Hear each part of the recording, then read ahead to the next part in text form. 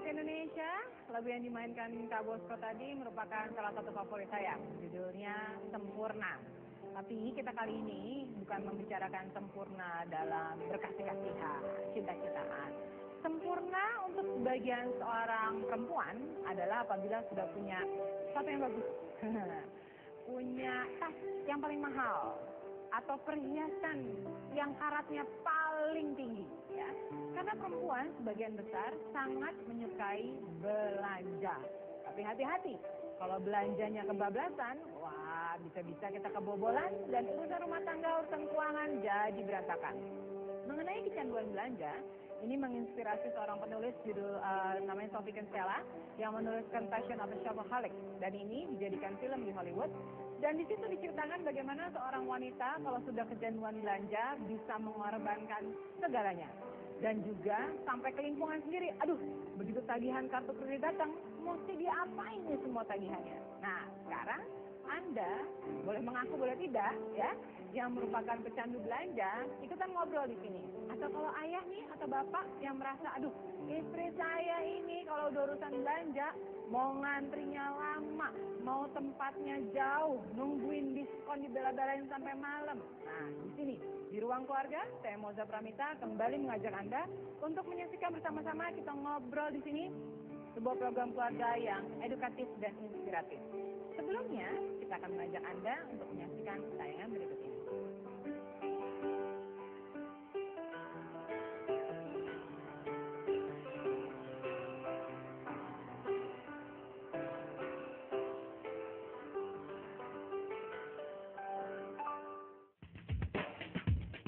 Keluarga Indonesia, berbagai tawaran diskon dan promo kini datang hampir setiap hari dalam hidup kita. Baik itu lewat televisi, media cetak, atau bahkan lewat ponsel yang ada di genggaman tangan kita. Ada yang menawarkan diskon hingga 70% atau juga promosi buy one get one free.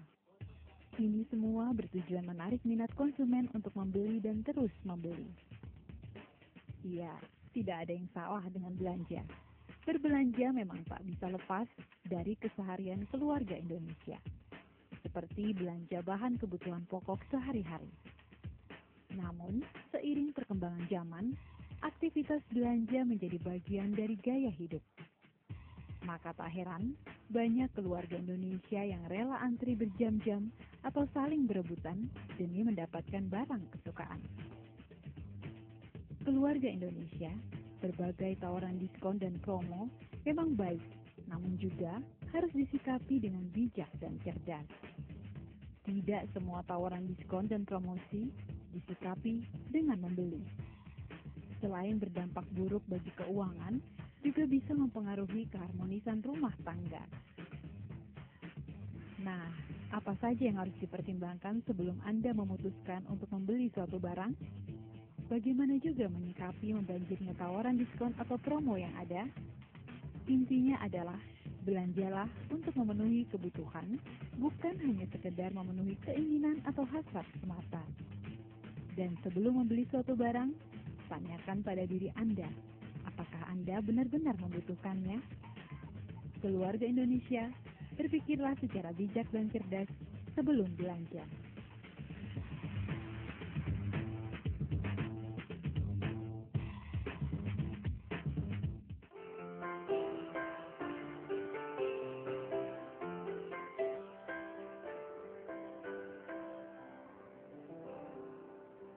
Keluarga Indonesia ada alasan klasik yang dilakukan para pecandu belanja. Katakanlah belanja bulanan, itu kan udah kebutuhan keluarga. Biasanya yang diperlukan 15 item, tapi kalau si pecandu ini belanja bisa melebar jadi 25 item karena perlu katanya. Begitu sampai rumah, ternyata nggak perlu-perlu amat ya. Nah, kita akan ngobrol di sini mengenai kecanduan belanja dengan seorang perencana keuangan. Nama lengkapnya Yosephine Tias, panggilannya Mbak Pipin. Halo Mbak Pipin. Siap mengubek dompet sudah? Kemudian juga sudah hadir seorang psikolog dari Fakultas Psikologi Unika Atmajaya Jakarta, Ibu Teresia Indira Santi, atau kita panggilnya Mbak Shanti. Hai Mbak Shanti ya. Kalau secara psikologis kayaknya yang gila belanja harus emang ngobrol sama psikolog ya, selain sama perencana keuangan. Ini saya minta komentarnya Mbak Santi dulu deh. Beberapa tahun yang lalu, beberapa tahun ya, filmnya sih masih baru ya, Confession of a Shopaholic. Tapi bukunya memang berseri-seri gitu kan. Ini apakah seorang yang kecanduan belanja ini sama parahnya sama orang yang kecanduan alkohol? Gitu. Kalau kita lihat dampak negatifnya, kita bisa katakan ya hampir sama gitu ya. Karena kalau kita lihat yang namanya kecanduan itu sendiri apa sebetulnya? Kecanduan itu adalah ketergantungan seseorang pada suatu kegiatan atau pada suatu barang. Nah, proses dia melakukan kegiatan atau candunya itu sendiri, itu yang menyenangkan dia. Karena sebetulnya proses itu membuat dia mengalihkan perhatian, konsentrasi dia sejenak dari sebetulnya masalah yang dia alami sebetulnya. Ada masalah lain. Candu atau holik itu gitu kan adalah suatu penyakit ya kita bisa bilang ya. Ada gangguan lah. Ada gangguan gitu bahwa jenisnya macam-macam ya. Ada alkoholik, ada shopaholic, ada yang lain-lain. Itu hanya sekedar jenis-jenisnya aja. Tapi kalau shopaholic itu masuk kategori bahaya nggak? Ketika dia sampai memang merugikan dirinya juga keluarga dalam hal ini itu orang lain ya itu bahayanya mungkin tidak sampai secara biologi seperti alkoholik gitu ya, kemudian berdampak pada kematian, enggak, tapi ini berdampak kemudian pada sisi psikologis dan emosional perkembangan keluarga itu sendiri. Kalau misalnya akhirnya untuk diri sendirinya dia berdampak pada kekurangmampuan dia untuk belajar mengendalikan diri, belajar menyesuaikan dengan perencanaan yang sudah dibuat, kemudian belajar juga untuk memperhatikan orang lain, dan bisa jadi berdampak pada hutang yang menumpuk pada keluarga. Nah, kalau yang ini berbahaya sekali. Lain ya, kalau itu ya. Udah tapi ini kenapa kita mengangkat mengenai kecanduan belanja? Saya sudah tidak menyebutkan sebagai hobi ya. Karena Indonesia ini boleh dibilang negara berkembang. Cuman kalau urusan belanja, saya rasa negara maju manapun lewat gitu kan. Contohnya kalau kita ke Singapura aja ya, kita duduk di orchard gitu. Tahuan kemana yang orang Indonesia, tapi bawaannya banyak. Memang orang Indonesia tuh termasuk yang gila belanja, udah aja capnya gitu. Sebenarnya sih kecanduan belanja atau gila belanja itu bukan di orang Indonesia aja ya Mbak ya. Kalau kita belajar soal financial planning di luar negeri itu memang masalahnya sama gitu. Jadi memang ini salah satu masalah keuangan yang memang kita perlu cari solusinya bersama gitu. Oke, jadi bukan hanya bangsa Indonesia nya, tetapi secara general. Nah, salah satu orang yang lupa tuh kalau udah belanja itu adalah bukan masalah uang yang dia pegang, tapi kartu kreditnya ada berapa dan mana yang belum jebol gitu kan, karena tinggal gesek. Nah itu gimana ya dengan pola hidup seperti ini? Sebenarnya kan kita lihat juga sebenarnya memang banyak promosi saat ini ya, biar masuk ke handphone atau melalui telepon sehari kalau nggak 3 kali tawaran credit card gitu kan. Nah sebenarnya kita perlu menyikapi hal ini Mbak, karena dengan kita punya tujuan keuangan baik mencapai jangka pendek, jangka menengah ataupun jangka panjang. Jangka pendek contoh misalnya setahun lagi anak kita masuk sekolah, kita punyakan uang pakal. Kalau jangka menengah misalnya kita punya pembelian rumah, kita siapkan itu. Sehingga dengan kita punya tujuan, kita punya budget belanja. Nah kita itu yang menjadi panduan kita dan caranya untuk menghadapi promosi tersebut. Oke, berarti jangan sampai alasan-alasan bahwa kita wajib kartu kredit, katanya apa itu diiyain, tapi kita fokus pada tujuan kita, pada tujuan keuangan. Lumrahnya atau wajarnya kartu kredit yang dipunya seorang itu udah berapa sih? Sebenarnya kita pertama kita balik dulu ya Mbak ya pada fungsi utama kartu kredit sebagai alat pembayaran pada saat kita tidak membawa uang tunai. Jadi bukan tidak memiliki uang tunai. Artinya kita pada saat kita memakai kita tahu bahwa kita punya beban dan tanggung jawab kepada pemilik uang yaitu bank. Sehingga kita punya kewajiban untuk melunasinya sesegera mungkin. Terkait dengan jumlah semakin banyak itu semakin besar tanggung jawabnya dan semakin sulit mengontrolnya. Kemudian kayak penggunaan belanja bulanan untuk setiap rumah biasanya besar gitu kan. Kalau kita pakai bayar kartu kredit dan kita bayar tepat waktu karena kita memang tahu pengeluarannya, itu bonusnya bukannya banyak ya? Sebenarnya kalau pemakaian kartu kredit seperti yang memang direncanakan dan memang yang baik yaitu sebelum jatuh tempo dan memang sesuai budget keluarga itu tidak ada masalah. Jadi masalahnya bukan di kartu kreditnya, tapi bagaimana kita menggunakan dan bertanggung jawab membayar pada waktunya. Oke, ya. Nah sekarang Mbak Shanti, masalahnya bukan hanya orang tua sekolah saja atau mereka yang berpenghasilan yang gila belanja, tapi anak-anak juga, atau konsumerisme gitu kan. Minggu ini pergi ke sekolah bawa coklat apa atau mainan apa, ke tempat makan apa, minggu depan temennya bawa yang lain, dia dipanggil lagi. Nah, kenapa tuh kayak gitu? Memang kecenderungan manusia ya. Jadi secara manusiawi memang kita ingin kalau ada sesuatu yang bagus kita juga ingin punya sesuatu itu gitu. Nah sekarang gimana kita menyikapi, orang tua menyikapi kalau anaknya sudah ada kecenderungan seperti ini. Jadi temannya pingin, kalau dalam hal ini anak-anak temannya pingin, saya juga mau. Orang tua oke, kali ini masih menuruti keinginan gitu kan. Tapi ketika itu berulang-ulang terus, kok kayaknya kamu sudah punya tempat makan beberapa ya di rumah ya, fungsinya sama gitu kan. Kali ini tipenya juga hampir sama, topik tertentu yang menjadi idola anak-anak tuh hampir sama, kamu sudah hampir punya semua ya. Saat itu orang tua perlu memberi penjelasan gitu ya pada anak-anak gitu, bahwa sebetulnya barang itu kegunaannya untuk apa, kita membeli tujuannya untuk apa, apakah itu masih sesuai atau enggak ya.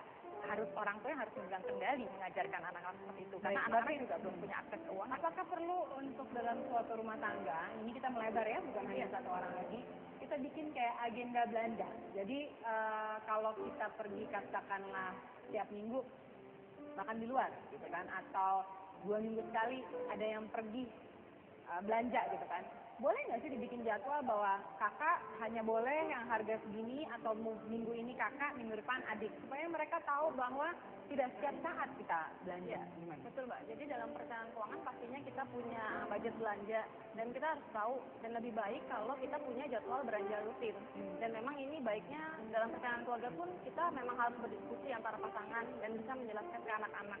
Sehingga pada saat kita boleh saja sering ke mall atau ke pusat belanja, tapi belanjanya di waktu yang sudah kita tetapkan bersama dengan jumlah yang sudah disepakati bersama juga. Mas Yani, bagaimana sih kita ngajak ngomongnya itu sebagai, misalnya gini, saya senang kalau misalnya kita, anak-anak tuh dianggap sebagai pemberi suara.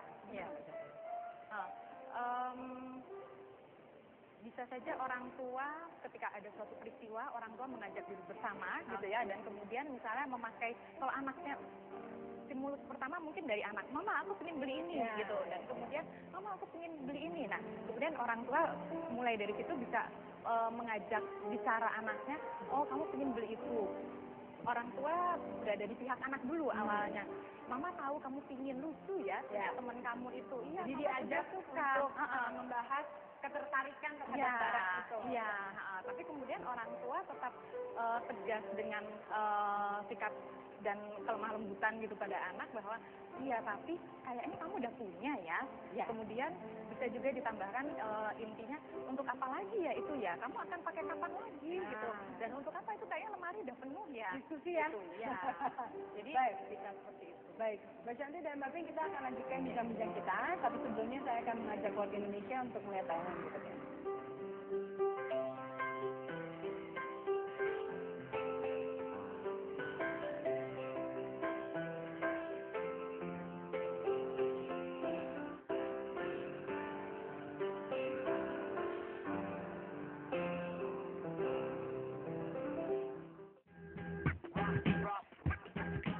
Aktivitas berbelanja tentu tidak dapat dilepaskan dalam keseharian keluarga Indonesia. Meskipun demikian, keluarga Indonesia juga harus bijak dan cerdas dalam berbelanja agar jangan sampai terjadi lebih besar pengeluaran daripada pemasukan. Nah, berikut ini beberapa tips bagaimana mengubah kebiasaan belanja konsumtif agar lebih terencana dan bijak. Buat daftar belanja. Buatlah daftar barang yang dibutuhkan oleh seluruh anggota keluarga setiap awal bulan untuk kebutuhan selama periode 1 bulan. Hindari pembelian barang dan jasa di luar daftar beli tersebut, kecuali dalam keadaan terdesak. Bawa uang tunai secukupnya. Bawalah uang sesuai anggaran belanja. Lebih baik membayar dengan uang tunai ketimbang dengan debit atau kredit. Dan usahakan tidak membawa kartu kredit atau kartu ATM Anda untuk menghindari pembelian tanpa perencanaan. Persiapkan diri sebelum belanja. Persiapkan diri di rumah sebelum berangkat belanja untuk menghindari dorongan yang dapat memperbesar pengeluaran Anda. Seperti makanlah terlebih dahulu sebelum berangkat agar tidak membeli makan di luar rumah. Jangan mudah terpengaruh promosi. Karena biasanya barang yang didiskon harganya sebelumnya sudah dinaikkan terlebih dahulu. Batasi waktu belanja. Beri batasan waktu dalam berbelanja untuk menghindari melihat barang-barang di luar daftar belanjaan Anda, seperti makan dan minum. Semakin cepat belanja, semakin hemat untuk bayar parkir. Hindari pusat perbelanjaan. Jika Anda tidak mempunyai kebutuhan yang penting untuk berbelanja, lebih baik mengisi waktu luang dengan kegiatan yang lebih positif, seperti berkebun atau membaca buku. Hal ini akan menghindarkan Anda dari keinginan untuk berbelanja kebutuhan yang tidak penting. Ketika Anda akan membeli suatu barang, tanya pada diri Anda, apakah Anda benar-benar membutuhkannya?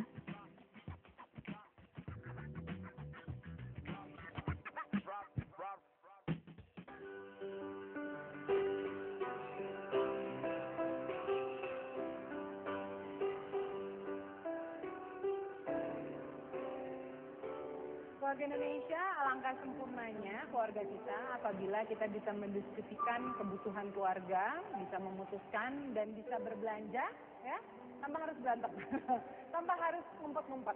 Salah satu kebiasaan yang atau peristiwa yang sangat ditunggu-tunggu adalah diskon besar-besaran atau sale. Bahkan sekarang ini di Indonesia sudah banyak midnight sale. Dulu cuma ada di luar negeri ya, di Amerika menjelang Christmas atau sudah Christmas tuh ada namanya Box Day itu mereka belanja gitu. Dan itu memang dimanfaatkan sebaik-baiknya karena potongannya besar. Nah, Mbak Pin, gimana nih kita mengajak keluarga Indonesia, boleh kok berburu diskon gitu kan, boleh kita gila-gilaan gitu ya, istilahnya ngantri panjang. Tapi supaya lebih terarah dan itu jadi fun, gimana caranya? Iya, jadi midnight sale sendiri sebenarnya kita kalau kita perhatikan polanya itu ada di waktu-waktu tertentu ya Mbak. Ya. Jadi kita sebenarnya ya, betul. misalnya. Jadi kita sudah tahu bahwa itu akan Terjadi. terjadi. Jadi kita kalau memang sudah punya tadi lagi kembali lagi ke budget belanja dan memang kita sudah pengen membeli sesuatu barang misalnya tas atau sepatu, maka kita bisa menyiapkan hal tersebut. Ya. Artinya anggaran dananya sudah ada, sehingga tidak ada salahnya dengan midnight sale tersebut gitu. Oke. Asalkan kita tidak pertama tidak udah nggak direncanain terus kita belinya jumlah yang begitu nyampe sana jumlahnya banyak banget gitu. Harusnya butuh 1 beli 5 Iya, gitu iya. sih Mbak. Oke, Gitu. Mbak Pin ini tadi baru dibilang sama Mbak Shanti dibilang sama Mbak Pin, pengen beli tas sama sepatu. Shopaholic ini kalau belanja itu bukan kebutuhan primer loh, Iya. kebutuhan ada-adaan kalau saya bilang gitu kan. Tas udah ada 8, pengen 12 gitu kan. Iya. Sepatu udah ada 5, pengen 7, pengen 8. Nah, ini kenapa ya? Gimana caranya kita bisa mengerem itu? Ada metodenya nggak sih Mbak? Ada Iya. pengobatannya nggak Ya, sih? pertama karena kenapanya dulu, kenapanya Ya. karena prosesnya itu sendiri yang menyenangkan mereka, ya, gitu ya. Jadi proses berbelanja itu yang menyenangkan mereka. Jadi kadang-kadang mereka juga udah beli ini nanti terus ada kesempatan tukar bisa tukar lagi, gitu kan. Kemudian ya cari barang yang lainnya proses yang menyenangkan mereka. Nah, apa yang menyebabkan mereka seperti itu? Karena sebetulnya ada masalah yang seharusnya mereka hadapi umumnya agak mereka hindari sehingga proses ini lebih mudah dibandingkan menghadapi masalah itu. Misalnya mereka saat itu menghadapi pertengkaran, kekecewaan, bisa juga ada masa-masa sedih, masa-masa depresi adalah belanja. Ya, sehingga kegiatan belanja ini agak mudah kan dan Jadi agak menyenangkan alasan. juga, agak menyenangkan juga dan itu kebiasaan yang kebiasaan pengalihan perhatian yang menyenangkan jadinya. Nah, itu diantaranya seperti itu faktor-faktor yang menyebabkan. Faktor lainnya memang ada kecenderungan juga kurang dapat mengendalikan diri sehingga karena kalau kita menghadapi masalah kita kan harus mengendalikan diri untuk tetap masalah ini apa, kita mencari sumber-sumber dukungan dari orang lain apa yang bisa dilakukan sehingga ketika ada pengalihan perhatian dan itu mudah itu dilakukan. Baik, sekarang saya akan beralih ke Mbak. Ini menarik soalnya tadi Mbak Shanti bilang gitu, karena sedih dia belanja. Maksudnya kan belanja lebih harus seneng ya gitu. Contohnya misalnya gini, habis gajian atau habis menang tender gitu kan. Untuk mengingat bahwa pada saat itu dia mendapatkan hasil yang besar, seseorang bisa membeli cincin atau membeli anting. Nah, bagaimana dengan planning-planning seperti itu? Sebenarnya tadi kita balik ya Mbak ya, seorang ataupun satu keluarga itu memang sebaiknya dan harus memiliki suatu tujuan keuangan Mbak. Jadi tujuan keuangan itu yang akan menjadi panduan dan motivasi dia, gitu. Sesuatu yang benar-benar ingin mereka capai di masa yang akan datang, baik itu jangka pendek maupun jangka panjang. Yang seperti Mbak Santi bilang, sebenarnya tadi kadang belanja itu pelarian gitu kan. Jadi kita harusnya pertama membereskan yang masalah tadi sebenarnya, kedua punya tujuan keuangan yang lebih besar dibanding hanya belanja hal-hal yang seperti itu, yang konsumtif lah berarti. Oke deh, kita ngaku misalnya I'm a shopaholic gitu kan, atau saya punya anggota keluarga atau teman dekat yang seorang candu belanja. Apa yang harus kita lakukan? Pertama adalah kesadaran bahwa kita shopaholic itu sudah bagus gitu. Berarti saya punya masalah nih dan saya mencari bantuan seseorang untuk mengurangi kecanduan saya itu sudah bagus gitu ya. Tapi bagaimana kita bisa mendampingi untuk menyembuhkan ketergantungannya tersebut adalah sejauh mana dia menyadari bahwa itu merugikan diri saya dan merugikan diri orang lain. Sejauh mana saya mau mengubah perilaku saya ini. Karena terus terang, kalau yang bersangkutan tidak mau mengubah, agak sulit juga ya kita mendampingi, memberdayakan, mencari sebetulnya masalah kamu yang kamu hindari ini apa sih sebetulnya. Yuk kita kerjain dulu masalah Langkah pertama seorang candu ya, ngaku dulu, ya sadar dulu, ngaku dulu gitu. Dan saya mau Baik, kemudian berikutnya mungkin Mbak Pin ingat di salah satu film seri Amerika judulnya Friends, di mana salah seorang pemerannya Rachel bilang katanya, oh gue sekarang udah nggak belanja lagi atau bebas apa segala macam, dan dia menggunting, teman-temannya memaksa dia untuk menggunting kartu kredit. Apakah itu perlu untuk seorang shopaholic? mungkin ada beberapa yang seperti Mbak Santi bilang bahwa tingkat kecanduan itu pun nanti ada beberapa tingkat gitu ya Mbak ya. Mungkin ada beberapa orang yang memang harus sampai setegas itu, istilahnya menggunting, mematahkan segala macam. Tapi kembali lagi kalau self control kita sudah baik, harusnya kita punya kartu kredit pun tidak bermasalah. Iya dong. Ya, Karena itu kan untuk apa namanya emergency reason ya. Betul. Baik. Terima kasih untuk dua narasumber kita. Semoga hari ini ada yang mengaku ya untuk menjadi bahwa iya kayaknya saya kecanduan belanja. Mending aku dulu, dan Anda harus mencari solusinya dengan mengerem. Karena tadi Mbak Shanti bilang bahwa mungkin secara fisik nggak ada ruginya, tapi kalau pakai uang suami terus, pinjam orang, kartu kredit dikejar-kejar sama tukang tagih kartu kredit, nah itu baru berbahaya. Hari ini kita berbicara mengenai kecanduan belanja. Kalau Anda mempunyai saran-saran lain, Anda boleh kirimkan melalui email. Email kami adalah ruangkeluarga@theitc.co.id atau melalui SMS di 0852 8580 8559. Saya Moza Pramita selalu mengingatkan, keluarga adalah harta yang paling berharga bagi